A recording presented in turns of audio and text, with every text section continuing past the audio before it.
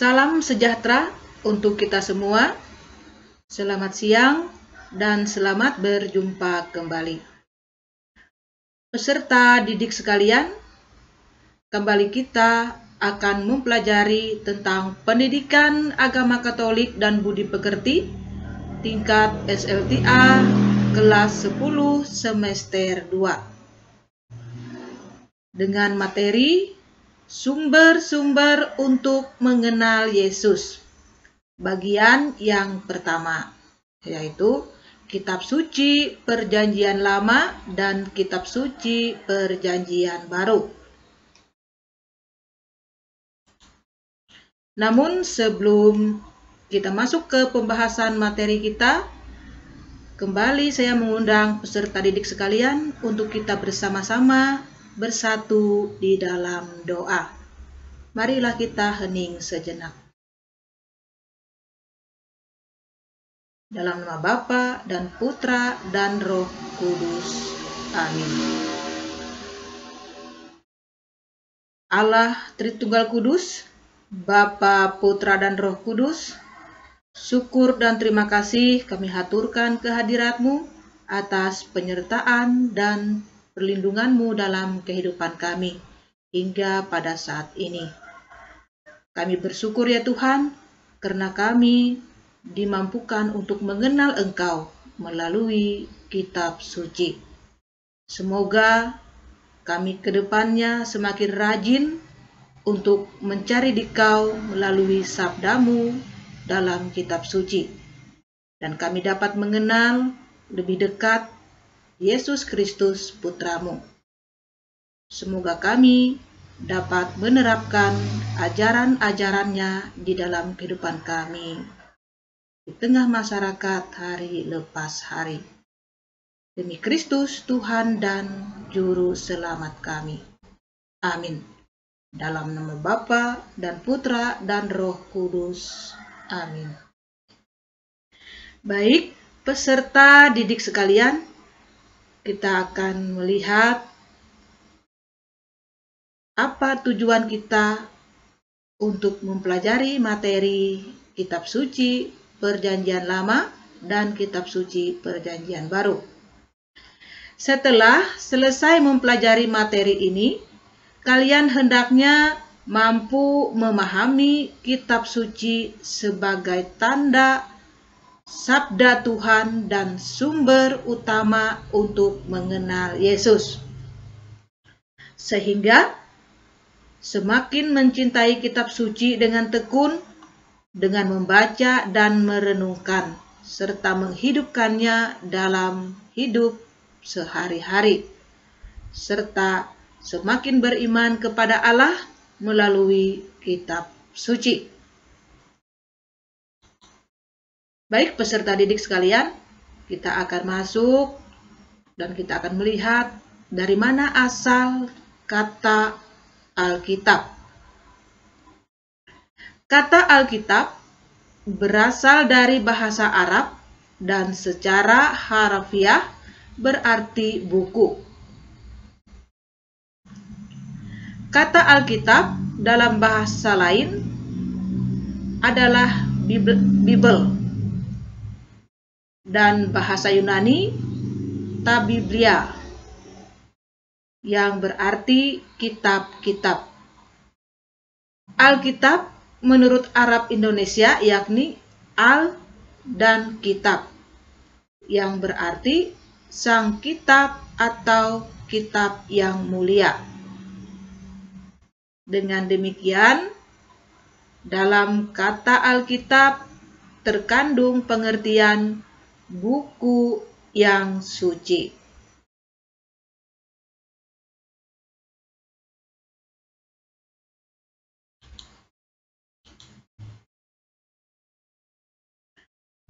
Peserta didik sekalian,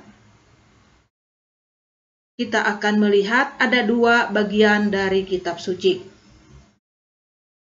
Kitab suci terdiri dari dua bagian besar, yaitu Perjanjian Lama dan Perjanjian Baru. Setiap orang mengetahui bahwa Alkitab adalah buku yang paling unik di dunia, karena terdiri dari 73 buah kitab yang ditulis oleh kurang lebih 40 orang yang hidup berbeda pada zaman, tempat, tingkat kehidupan, suasana saat penulisan.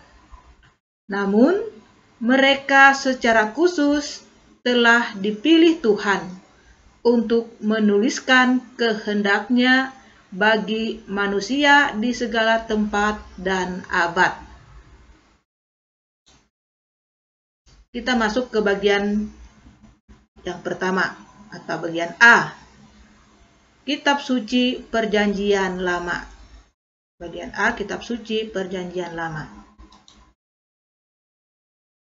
Istilah Perjanjian Lama pertama kali dipakai oleh Rasul Paulus dalam suratnya yang kedua kepada umat di Korintus.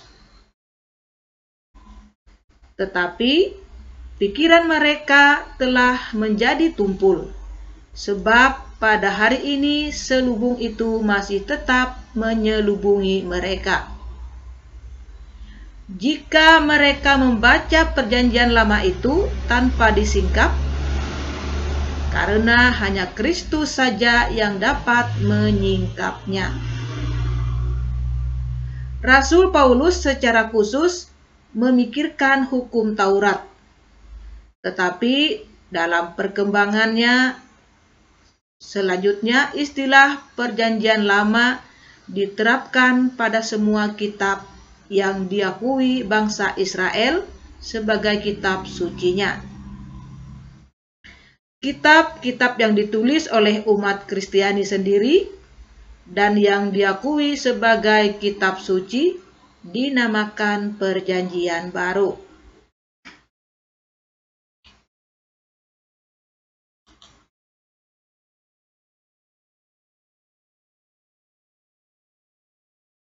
Dikatakan Perjanjian Lama adalah perjanjian Allah dengan umat Israel.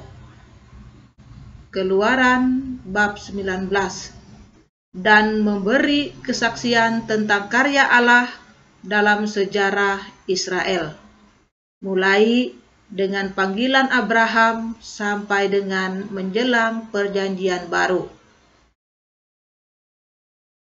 Tanda perjanjian dimateraikan dengan darah anak domba yang dikurbankan pada mezbah-mezbah perjanjian. Perjanjian Baru mengingatkan pada perjanjian antara Allah dengan umat manusia yang dimateraikan dengan darah Kristus sebagai anak domba Allah yang mengorbankan dirinya demi keselamatan seluruh umat manusia.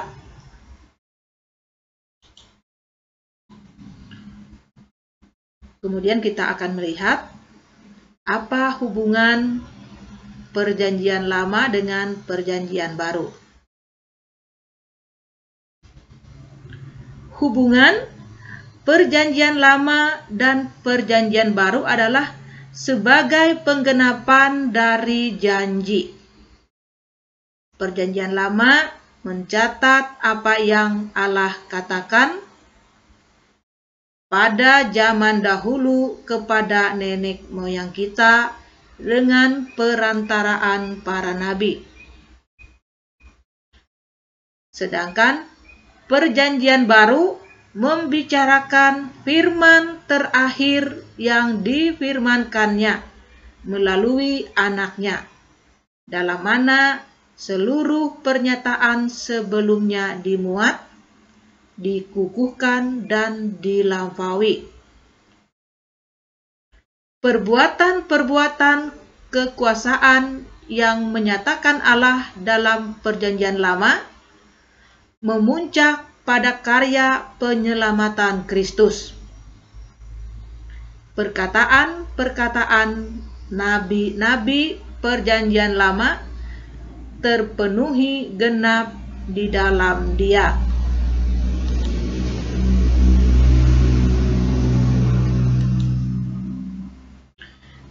Baik, kita akan melihat pengelompokan kitab suci Perjanjian Lama.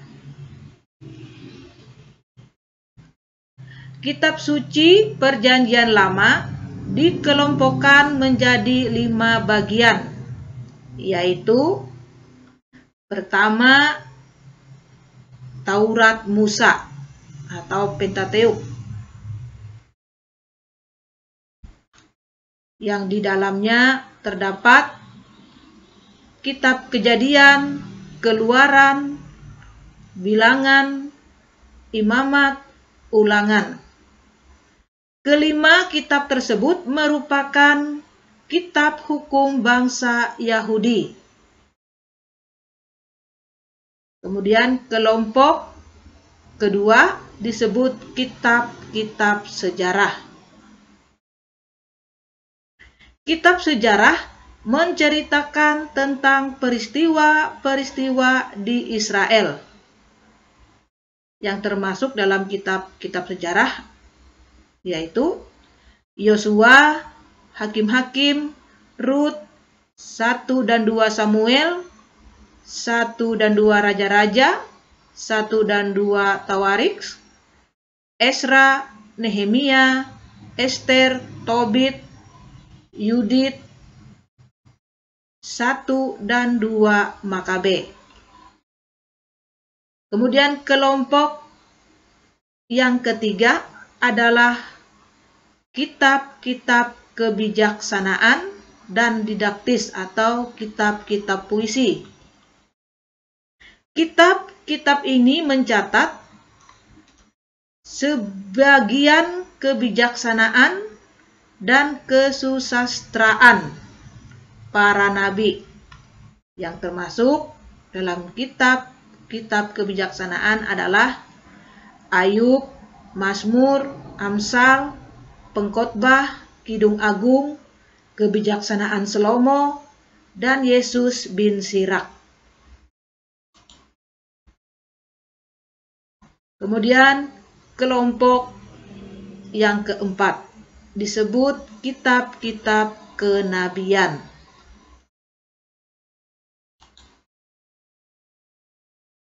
Para nabi memperingatkan Israel akan dosa-dosanya dan bersaksi tentang berkat-berkat yang datang dari kepatuhan. Mereka bernubuat tentang kedatangan Kristus yang akan mendamaikan dosa-dosa mereka yang bertobat, menerima tata cara, menjalankan Injil. Kitab-kitab para nabi adalah, yang termasuk kitab-kitab para nabi adalah Yesaya, Yeremia, Baruk, Ratapan, Yehezkiel, Daniel, Hosea, Yoel, Amos, Obadya, Yunus, Mika, Nahum, Habakuk, Jepanya, Hagai, Zakaria, serta Maleaki. Jadi itu yang termasuk dalam kitab-kitab kenabian. Kemudian kelompok yang kelima yang disebut dengan Deuterokanonika. Kata Deuterokanonika adalah gabungan dua kata Yunani, yaitu Deuteros atau yang kedua, dan kanonikos, kitab atau daftar resmi. Kitab-kitab yang diterima kedua dalam kanon sebagai kitab suci. Kitab-kitab yang termasuk kitab-kitab ini di kalangan Protestan disebut apokrifa,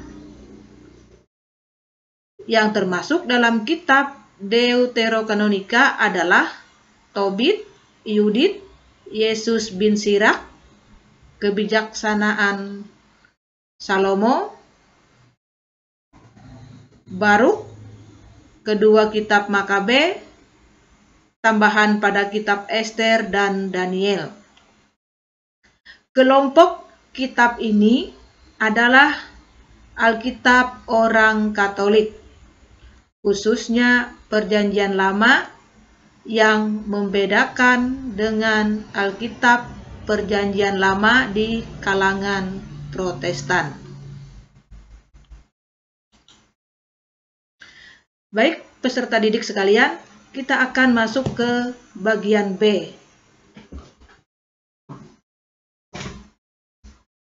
Yaitu Kitab Suci Perjanjian Baru.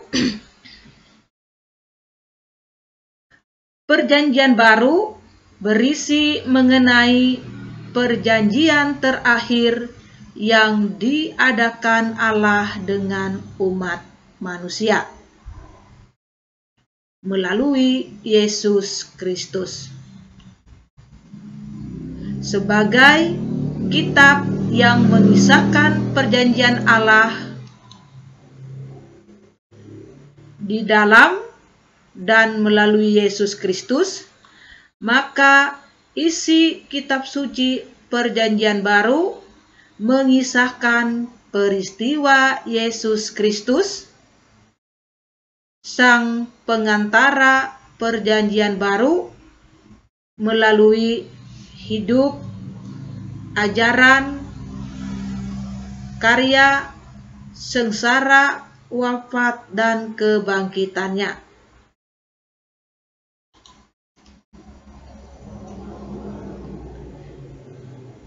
Kita akan melihat beberapa pembagian atau isi dari kitab suci Perjanjian Baru.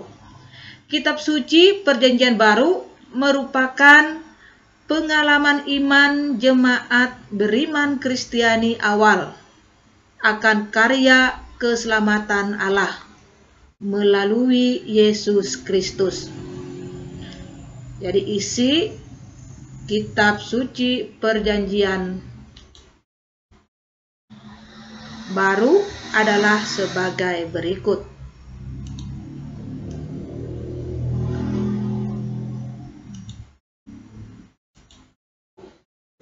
Bagian yang pertama, yaitu keempat Injil, yakni Matius, Markus, Lukas, dan Yohanes. Kitab suci Perjanjian Baru dibuka dengan keempat Injil yang sebagian besar berupa cerita.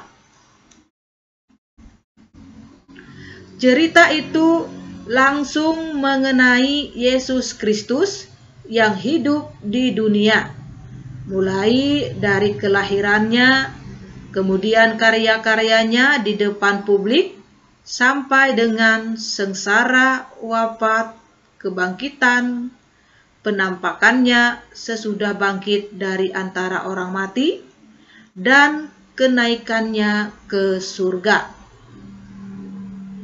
Di dalamnya juga berisi sabda-sabdanya dan karya-karyanya selama hidup di dunia. Kemudian, bagian kitab suci Perjanjian Baru yang kedua disebut Kisah Para Rasul. Kitab ini pun, biarpun berjudul Kisah Para Rasul, tidak pertama-tama berisi tentang kisah rasul-rasul Yesus, melainkan bercerita tentang munculnya jemaat pertama atau jemaat rasuli.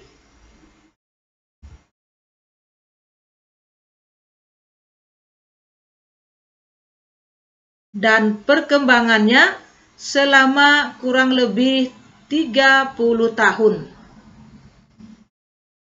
Tokoh utama kitab ini adalah Petrus dan Paulus. Kisah para rasul berakhir dengan cerita mengenai Paulus yang ditahan di Roma.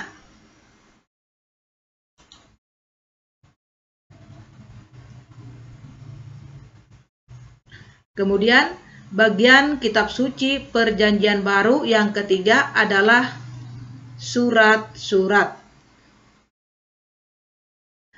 Terdapat 21 karangan yang berisi, jika diteliti dengan benar, ada beberapa karangan yang tidak sungguh-sungguh berupa surat, melainkan kumpulan nasihat atau petuah. Misalnya Yakobus,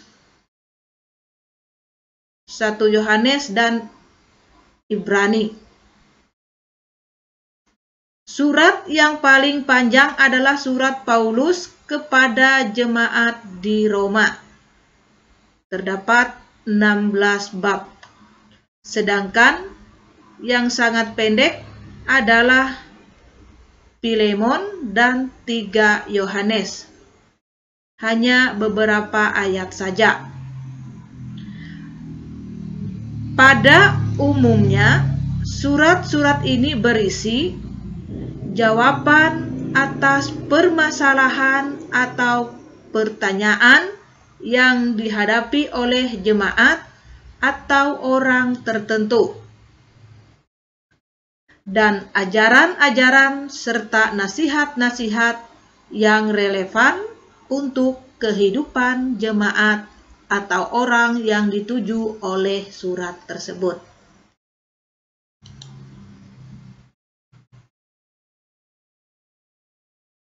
Pengelompokan surat-surat tersebut adalah: yang pertama, kelompok surat-surat Paulus yang terdiri dari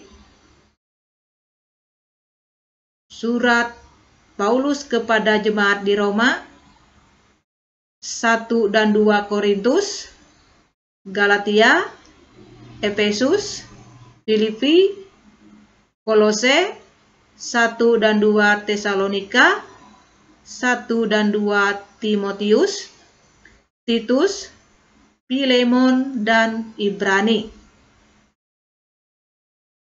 Kemudian yang kedua, pengelompokan atau kelompok surat-surat Katolik yang di dalamnya terdiri dari Yakobus atau surat Rasul Paulus kepada Yakobus, 1 dan 2 Petrus, 1, 2, 3 Yohanes, dan Yudas. Jadi itulah pengelompokan surat-suratnya. Kemudian kita akan masuk ke bagian kitab suci Perjanjian Baru yang keempat, yaitu kitab Wahyu. Kitab Wahyu adalah karangan terakhir dari Perjanjian Baru yang ditujukan kepada Yohanes. Kitab ini berisi tentang serangkaian penglihatan mengenai hal ihwal umat Kristiani dan dunia seluruhnya di masa depan atau masa akhir. Kitab ini banyak menggunakan lambang-lambang sehingga tidak mudah untuk dimengerti. Dan isi dari kitab suci Perjanjian Baru berjumlah 27 kitab. Peserta didik sekalian, demikian pembahasan kita mengenai materi sumber-sumber untuk mengenal Yesus dalam Perjanjian Baru dan Perjanjian Lama. Semoga pembahasan kita pada siang hari ini dapat membawa kita untuk semakin dekat dengan Yesus. Semoga Tuhan memberkati. Amin.